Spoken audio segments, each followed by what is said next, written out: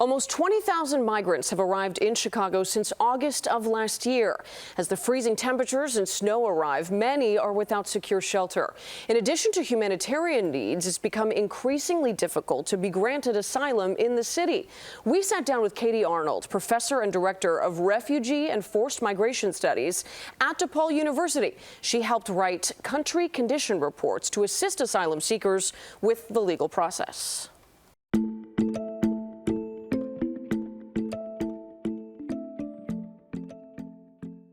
I like the term forced migration because it more accurately captures quite a lot of migration experiences where people come to this country through the compulsion of circumstances. It's very difficult to get refugee or asylum status right now, despite all the headlines right now. We have a very high vetting system and it's very difficult. And so forced migration more accurately covers a broader variety of people, including in Chicago. The word migration just kind of captures a number of different experiences of being a foreigner, either arriving at U.S. borders or coming into the country or who live here. And then an asylum or refugee seeker is someone who, like according to the definition set by the United Nations, is someone who has a well-founded fear of persecution on account of certain enumerated grounds like religion or political opinion. And the United States codified the UN definition of a refugee in 1980. And so refugee status and asylum status, it really depends on where you are. They're very similar and rest on the same definition. And they have to have the same sort of proof in seeking their status. So thank you for asking that.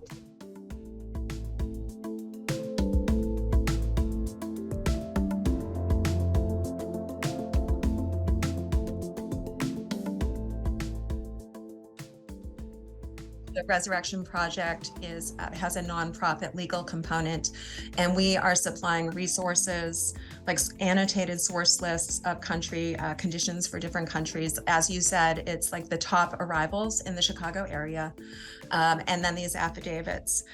People can benefit from this because it's really difficult to get counsel. It's very expensive. The nonprofit legal firms are being overwhelmed. And you asked about the commonalities. And so a lot of the commonalities is that a lot of the countries in Central and South America suffer from a number of different issues, including government either collusion or support of drug or criminal activity. So people are fleeing a combination of those circumstances.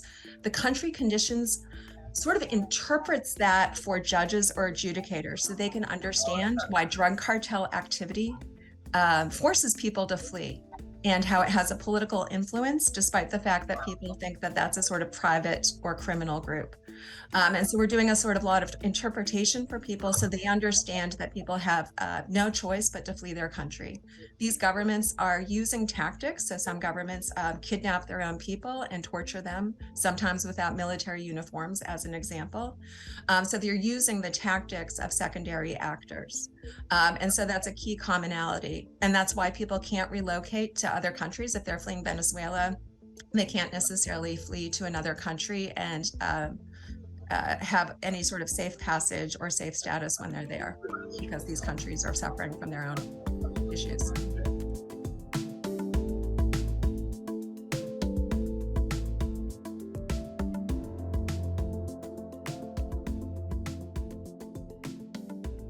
Yeah, so first of all, I should explain why they were important, because I think a lot of people were under the impression that these people were aided by the US military in one way or another to get out of the country, and that now they're seeking asylum or refugee status here.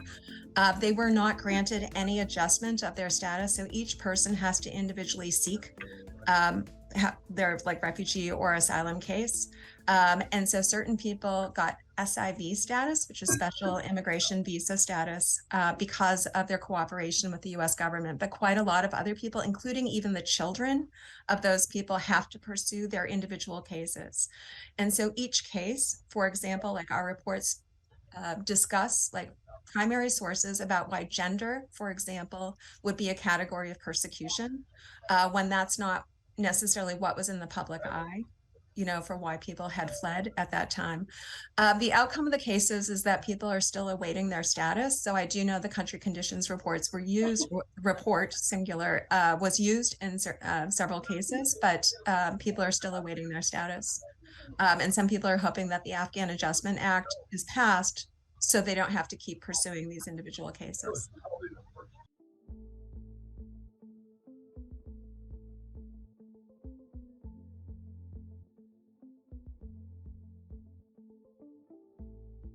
They do flee to those countries. Sometimes a lot of them have then disappeared. Some have been kidnapped. And so it's very dangerous to flee to these countries because, again, a lot of these countries have their own human rights abuse issues. And even if they're trying to rectify those issues, they certainly cannot guarantee safety for, newly arrived refugees when they themselves are suffering from, a history of torture and abuse of their own citizens. So very few countries in the surrounding areas can guarantee their safety, and that's true of Mexico right now also.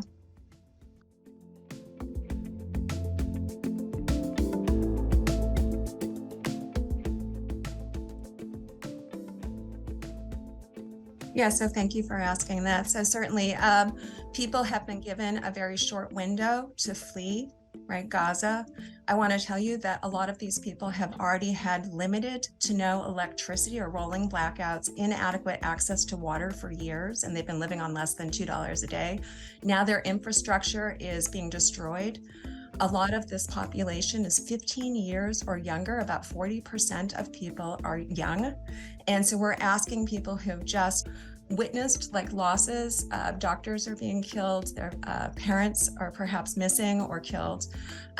They are being asked to leave, but they are already displaced in Gaza. So that's the first thing to know. They are not being guaranteed safe passage. There were reports last night of the one path out of there being bombed. So unless they are guaranteed safe passage, you're asking people who have already been holding on to their lives, right, to go somewhere and perhaps get fired on, right, through military intervention. There is no safe space that has been guaranteed. The surrounding countries do not guarantee the rights of a refugee, but they do host a number of refugees and have been. So these countries have already been overwhelmed with refugees. To ask them to take in over 1 million traumatized, very young individuals is going to cause a crisis in other countries. And that's just for the people who survive, who get out of Gaza.